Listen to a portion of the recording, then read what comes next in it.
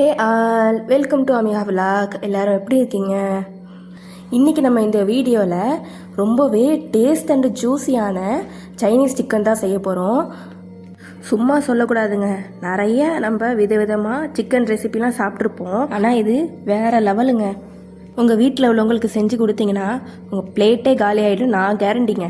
வாங்க எப்படி செய்யலான்னு பார்த்துடலாம். அதுக்கு நான் ஃபஸ்ட்டு ஒரு 1/2 kg போன்லெஸ் சிக்கனாக எடுத்துருக்கிறேன். பாருங்கள், நல்லா க்ளீன் பண்ணி ஒரு 1/2 கிலோ எடுத்துருக்கிறேன். அதில் 1 டீஸ்பூன் உப்பு ஆட் பண்ணிக்கிட்டேன். உங்கள் தேவைக்கேற்ப சேர்த்துக்கோங்க. அப்புறம் பெப்பர் பவுட்ரு 1.5 டீஸ்பூன் சேர்த்துருக்கேன். அப்புறம் வினிகர் இருக்கு இல்லையா, அது ஒரு 1/2 டீஸ்பூன் எடுத்தால் போதும், அதை நான் சேர்த்துக்கிட்டேன். அப்புறம் சில்லி ஃப்ளேக்ஸு, இதை நல்லா நான் வறுத்து அரைச்சி பவுடராக எடுத்துருக்கிறேன், அது ஒரு 2 டீஸ்பூன் எடுத்துருக்கிறேன். அப்புறம் 1.5 டீஸ்பூன் நான் இஞ்சி பூண்டு பேஸ்ட் எடுத்துருக்கிறேன். தனித்தனியாக இருந்தால் கூட 1/2 டீஸ்பூன் எடுத்துக்கோங்க.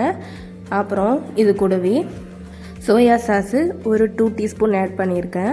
இது எல்லாத்தையும் ஆட் பண்ணது பிறகு நம்ம இதை நல்லா சிக்கனோட மிக்ஸ் பண்ணி நம்ம இதை ஃபஸ்ட்டு மேரினேட் பண்ணி வைக்க போகிறோம்.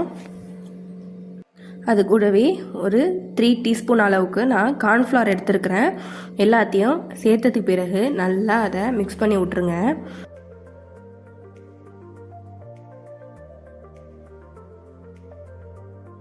இப்படி எல்லா சைடும் ஈவனாக படுற மாதிரி நல்லா நான் மிக்ஸ் பண்ணி விட்டுக்கிட்டேன். அப்புறம் லெமன் நான் ஒரு 1/2 எடுத்துருக்கிறேன். அதுலேயே கொஞ்சமாக இதில் புழிஞ்சு விட்டுக்கிட்டா போதும். இந்த வினிகர் லெமன்லாம் ஆட் பண்ணும் போது சிக்கனுக்கு நல்லா சாஃப்ட்னஸை கொடுக்கும். இந்த மாதிரி அதையும் நல்லா மிக்ஸ் பண்ணிவிட்டு நான் ஃப்ரிட்ஜில் தான் வச்சேன். ஒரு 2 ஹவர்ஸுக்கு ஃப்ரிட்ஜில் வச்சு எடுத்தேன். நீங்கள் வெளியே வேணாலும் வச்சுக்கலாம். ஃப்ரிட்ஜில் வைக்கும் போது இன்னுமே நம்மளுக்கு நல்லா சாஃப்ட்னஸ் கொடுக்கும். பாருங்கள், அதை நல்லா க்ளோஸ் பண்ணி 1லேருந்து 2 மணி நேரத்துக்கு அதை ஃப்ரிட்ஜில் வச்சுக்கலாம். அவ்வளோதான், சிக்கன் மேரினேட் பண்ணி முடிச்சாச்சு. இப்போ நம்ம அதுக்கு சாஸ் எப்படி செய்யலாங்கிறத பார்ப்போம். அதுக்கு நான் அந்த மாதிரி சிக்கன் மசாலா நான் எடுத்துருக்கிறேன். அது எல்லா சூப்பர் மார்க்கெட்டில் அவைலபிளாக இருக்கும். அப்புறம் ஒரு பவுலில் ஒரு 1/2 லெமனை நான் புழிஞ்சு விட்டுக்கிட்டேன். அப்புறம் அந்த தோல் இருக்கும் இல்லையா, அந்த தோல்லையும் இப்படி குட்டி குட்டி பீஸாக அதில் கட் பண்ணி அதில் சேர்த்துருக்குறேன். பாருங்கள், இந்த அளவுக்கு நிறைய சேர்க்க தேவையில்லை. இந்த மாதிரி குட்டி குட்டி பீஸாக 2 பீஸை எடுத்து அதை இன்னும் நல்லா ஃபைனாக சாப் பண்ணி அதையும் அந்த லெமன் ஜூஸோட ஆட் பண்ணிக்கலாம். இது சேர்க்கறதுனால நல்லா நம்மளுக்கு ஒரு ஃப்ளேவர் கிடைக்கும். அதே நம்ம அந்த லெமன் ஜூஸ்குள்ளே சேர்த்தாச்சு. அப்புறம் அந்த மேகி சிக்கன் மசாலா எடுத்து வச்சுருந்தோம் இல்லையா, அதை நம்ம இந்த இதில் நல்லா அப்படி நசுக்கி விட்டு நல்லா பவுடராக அதை நல்லா அப்படி சேர்த்து விட்டுக்கோங்க. அது கூடவே அதை கரையிறதுக்கு கொஞ்சோண்டு நான் தண்ணி ஊற்றி அதை நல்லா அந்த பவுடராக நல்லா மிக்ஸ் பண்ணிக்கிட்டேன். கட்டி இல்லாமல் அதை நல்லா அந்த தண்ணியில் கரைச்சி விட்டுக்கோங்க. அதுக்கு பிறகு அதை கூடவே நான் ஒரு 1/2 டீஸ்பூன் உப்பு ஆட் பண்ணியிருக்கேன். உங்கள் தேவைக்கேற்ப ஆட் பண்ணிக்கோங்க. அப்புறம் சோயா சாஸ் இருக்கு இல்லையா, அதில் ஒரு 2 டீஸ்பூன் இதில் நான் ஆட் பண்ணியிருக்கேன். இது நம்ம இப்போ சாஸ் தான் ரெடி பண்ணுறோம் அந்த சிக்கனுக்கு. அப்புறம் அது கூடவே நம்ம கார்ன்ஃப்ளவர் மாவு இருக்கு இல்லையா, சோள மாவு, அதையும் நம்ம 2 டீஸ்பூன் இதில் ஆட் பண்ணிக்கலாம். அதை நல்லா கட்டி இல்லாமல் நல்லா அப்படி மிக்ஸ் பண்ணி விட்டுக்கோங்க. அப்புறம் நான் இன்றைக்கி ஹனி எடுத்துருக்கிறேன். ஹனி இல்லைன்னா நீங்கள் நாட்டு சர்க்கரை கூட ஆட் பண்ணிக்கலாம். ஹனி நான் ஒரு 1 டீஸ்பூன் அளவுக்கு நான் இதில் சேர்த்துருக்கேன். அதையும் நல்லா அதோட மிக்ஸ் பண்ணி விட்டுக்கோங்க. பாருங்கள், இந்த மாதிரி நல்லா கட்டி இல்லாமல் நல்லா மிக்ஸ் பண்ணதுக்கு பிறகு அப்புறம் சில்லி ஃப்ளேக்ஸ் இல்லையா, அது ஒரு 1 டீஸ்பூன் அதில் ஆட் பண்ணியிருக்கேன். அப்புறம் நல்லெண்ணெய் ஒரு 2 டீஸ்பூன் அதில் நான் ஆட் பண்ணியிருக்கேன். அதையும் நல்லா அதில் மிக்ஸ் பண்ணி விட்டுக்கலாம். அவ்வளோதான், நம்ம சிக்கன் செய்கிறதுக்கு சாஸு நல்லா ரெடி ஆகிடுச்சு. அப்புறம் நம்ம மேரினேட் பண்ணி ஃப்ரிட்ஜில் வச்சுருந்தோம் இல்லையா, அந்த சிக்கனை எடுக்கும் போது லைட்டாக அப்படி தண்ணி விட்டு இருந்துச்சுன்னா அதை தனியாக அப்படி சிக்கனை மட்டும் அந்த தண்ணி இல்லாமல் தனியாக ஒரு பிளேட்டுக்கு மாற்றிடுங்க.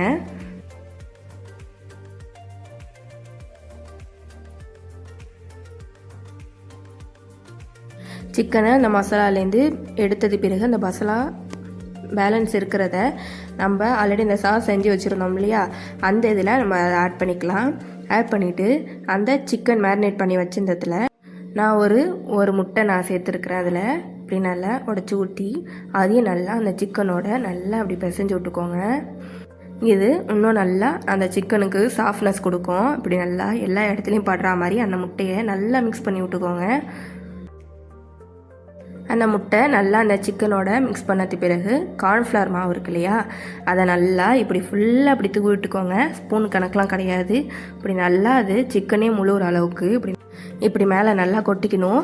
அதில் அந்த ஈரப்பதம் இருக்குது இல்லையா, நம்ம சிக்கன் மேரினேட் பண்ணி வைக்கும் போது அந்த ஈரப்பதமே இல்லாத அளவுக்கு நல்லா அந்த ட்ரை ஆகிற அளவுக்கு அதை நல்லா அந்த மிக்ஸ் பண்ணிக்கணும். அந்த அளவுக்கு நீங்கள் மாவு அதில் ஆட் பண்ணிக்கணும். ஆட் பண்ணிவிட்டு கொஞ்சம் சைடில் கொஞ்சம் மாவையும் கொஞ்சம் கொட்டி வச்சுக்கோங்க. அப்புறம் ஒரு நான்ஸ்டிக் பேனில் சிக்கனை ஃப்ரை பண்ணுற அளவுக்கு நான் கொஞ்சம் ஆயில் ஆட் பண்ணிக்கிட்டேன். ஆட் பண்ணிவிட்டு நம்ம சிக்கன் மேரினேட் பண்ணி வச்சுருந்தோம் இல்லையா, சைடில் கொஞ்சம் மாவு கொட்டி வச்சுருந்தோம்ல, அந்த மாவில் இப்படி நனைச்சி அந்த எண்ணெயில் இப்படி போட்டுக்கோங்க. அது லைட்டாக அந்த மாவு பிரிஞ்சு தான் வரும், அது ஒன்றும் பிரச்சனை இல்லை. இப்படி நம்ம எல்லா சிக்கனையும் அந்த மாவில் சேர்த்து இப்படி எல்லாத்தையும் இதில் போட்டு ஃப்ரை பண்ணி எடுத்துக்கலாம். இது கடைசியாக நம்ம ஆயிலில் போடும்போது இந்த மாதிரி சிக்கனில் அந்த மாவில் பரட்டி இந்த மாதிரி போடும்போது நம்மளுக்கு நல்லா அந்த மொறுப்பாக நல்லா சூப்பராக நல்லா க்ரன்ச்சியாக வரும். அதுக்காக தான் இந்த மாதிரி எல்லா சிக்கனையும் நான் அதில் மாவில் மிக்ஸ் பண்ணி நான் போட்டுக்கிட்டேன். பாருங்கள், கொஞ்சம் வெந்ததுக்கு பிறகு நல்லா அதை திருப்பி விட்டுக்கோங்க. இந்த கலரு வர அளவுக்கு 2 சைடையும் நல்லா வேக வச்சு எடுத்துக்கோங்க.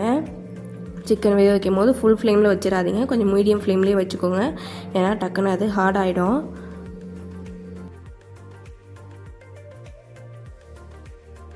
பாருங்கள், நம்ம இந்த அளவுக்கு கலர் மாறுற அளவுக்கு அதை நம்ம நல்லா வேக வச்சு எடுத்தாச்சு. இதை நான் ஒரு 10 or 15 minutes அளவுக்கு நான் அதில் எண்ணெயில் ஃப்ரை பண்ணியிருப்பேன். அதை நம்ம ஒரு பிளேட்டுக்கு மாற்றிடலாம். அதில் ஒரு சிக்கனை எடுத்து நான் அதை உங்களுக்கு பிச்சு காமிக்கிறேன் பாருங்கள். நல்லா வெளியில் மொறுப்பாக நல்லா உள்ள சாஃப்ட்னஸாக நல்லா அப்படி வந்திருக்கு பாருங்கள். அப்புறம் ஒரு பேனில் நம்ம அந்த ஆயிலே ஆட் பண்ணிக்கலாம். நம்ம சிக்கன் ஃப்ரை பண்ணோம் இல்லையா, அந்த ஆயிலே கூட நீங்கள் ஆட் பண்ணிக்கலாம். ஆட் பண்ணிவிட்டு அதில் ஒரு 3 அல்லது 4 பல் பூண்டை நான் இடித்து அதில் சேர்த்துட்டு அதை நல்லா ஃப்ரை பண்ணிக்கோங்க. அந்த பூண்டோட கலரு நல்லா கோல்டன் கலருக்கு மாறுற அளவுக்கு நீங்கள் அதனால் ஃப்ரை பண்ணிக்கோங்க. இப்போ அது கூடவே நான் ஒரு கேப்சிகம் இருக்கு இல்லையா, குடமிளகா, அதில் ஒரு பாதியை நான் அதில் இப்படி நீட்டாக கட் பண்ணி அதில் நான் சேர்த்துருக்குறேன். அப்புறம் தேவைக்கேற்ப கொஞ்சம் உப்பு ஆட் பண்ணிக்கோங்க. நான் ஒரு 1/2 டீஸ்பூன் உப்பு ஆட் பண்ணியிருக்கேன். ஆட் பண்ணிவிட்டு அதையும் நல்லா அந்த எண்ணெயில் நல்லா மிக்ஸ் பண்ணி விட்டுக்கோங்க. மிக்ஸ் பண்ணதுக்கு பிறகு நம்ம சாஸ் ரெடி பண்ணி வச்சுருந்தோம் இல்லையா, அந்த சாஸை இது கூட நம்ம ஆட் பண்ணிக்கலாம். ஆட் பண்ணிவிட்டு நல்லா அதோட சேர்த்து நல்லா அதை மிக்ஸ் பண்ணி விட்டுக்கோங்க. கொஞ்ச நேரம் நல்லா அதை அந்த மசாலாவோட ஃப்ரை பண்ணுங்கள். அப்போ தான் அந்த குடமிளகாலாம் நல்லா அந்த மசாலா ஏறும். கொஞ்சோண்டு நான் அதில் வாட்டரும் சேர்த்துட்டு அதையும் நல்லா கொதிக்க விடுங்க. அதுக்கு பிறகு நம்ம ஃப்ரை பண்ணி வச்சுருந்த சிக்கனை இது கூட நம்ம ஆட் பண்ணிக்கலாம். ஆட் பண்ணிவிட்டு அதையும் நல்லா அந்த மசாலா கூட நல்லா அப்படி மிக்ஸ் பண்ணி விட்டுக்கோங்க. அந்த சாஸ்லேயே நல்லா அந்த சிக்கனை போட்டு நல்லா நம்ம ஃப்ரை பண்ண அந்த சாஸ் நல்லா அந்த சிக்கனில் இழுத்துரும். பாருங்கள் எப்படி ஆயிடுச்சுன்னு. கொஞ்சம் கூட அந்த சாஸ் தண்ணி போல் இல்லாமல் நல்லா அது கூட ஜெல்லாகிற அளவுக்கு நல்லா அதை ஃப்ரை பண்ணுங்கள். அப்போ தான் அது உள்ளே நல்லா சிக்கன் உள்ளே நல்லா ஏறி ஜூஸியாக நல்லா அந்த டேஸ்ட்டு கொடுக்கும். நல்லா இப்படி நல்லா முருவ விடணும். அவ்வளோதான், இது கரெக்டான ஸ்டேஜி. இப்போ அந்த சிக்கனை நம்ம ஒரு பிளேட்டுக்கு மாற்றிடலாம். ரொம்ப இது காரமாகவும் இருக்காது. நம்ம அந்த காரத்துக்காக போட்டது அந்த சில்லி ஃப்ளேக்ஸ் மட்டும்தான், அதோட உரப்பு மட்டும்தான். அது ரொம்ப உரப்பாகவும் இருக்காது. பாருங்கள் எவ்வளோ ஜூஸியாக எவ்வளோ சூப்பராக வந்திருக்கு கலருன்னு. டேஸ்ட்டும் அட்டகாசமாக இருந்துச்சு. இதை கண்டிப்பாக ட்ரை பண்ணி பாருங்கள். இது வரைக்கும் நீங்கள் சிக்கன் சாப்பிட்டதில் இதான் பெஸ்ட்டுன்னு நினச்சி இதை சாப்பிடுவீங்க. நம்ம ஆல்ரெடி மேரினேட் பண்ணதுலேயே நல்லா சாஃப்டாக இருக்கும் அந்த சிக்கனு. இன்னும் அந்த சாஸ் கூட நம்ம மிக்ஸ் பண்ணி நல்லா அதை ஃப்ரை பண்ணுவோம். நல்லா உள்ளே நல்லா அந்த மசாலா கீரி நல்லா ஜெல்லாகி சூப்பராக ஜூஸியாக இருக்கும். அன்றைக்கி லஞ்சுக்கு சிக்கன் பிரியாணி அண்டு இந்த சைனீஸ் சிக்கன் தான் டேஸ்ட்டு வேறு லெவல் அல்டிமேட்டாக இருந்துச்சு. இந்த வீடியோக்காக நான் உங்கள்கிட்ட சொல்லுங்க, டேஸ்ட்டு உண்மையாலுமே அல்டிமேட்டாக இருந்துச்சு. ஒன் டைமாச்சும் இதை செஞ்சு ட்ரை பண்ணி பாருங்கள். இதே மாதிரி செஞ்சு கொடுன்னு தான் வீட்டில் அடிக்கடி கேட்பாங்க. இதை சாப்பிடும்போது சைனீஸ் ரெஸ்டாரண்ட்டில் சாப்பிட்ட ஒரு ஃபீல் கிடைக்கும். அந்த அளவுக்கு இது அத்தன்டிக்காக ரொம்பவே சூப்பராக இருக்கும். இந்த வீடியோ உங்களுக்கு பிடிச்சிருந்துச்சின்னா லைக் பண்ணிக்கோங்க, சப்ஸ்கிரைப் பண்ணிக்கோங்க, மற்றவங்களுக்கும் ஷேர் பண்ணுங்கள். வீட்டில் இது கண்டிப்பாக ட்ரை பண்ணி பாருங்கள். இது போல் நிறைய சூப்பரான ரெசிபி, டிஃப்ரெண்ட் ரெசிபிலாம் நம்ம சேனலில் அப்லோட் பண்ணியிருக்கோம். அதையும் செக் பண்ணி பாருங்கள். இது போல் இன்னொரு சூப்பரான ரெசிபியில் சந்திக்கலாம். ஓகே, தேங்க்யூ ஃபார் வாட்சிங்.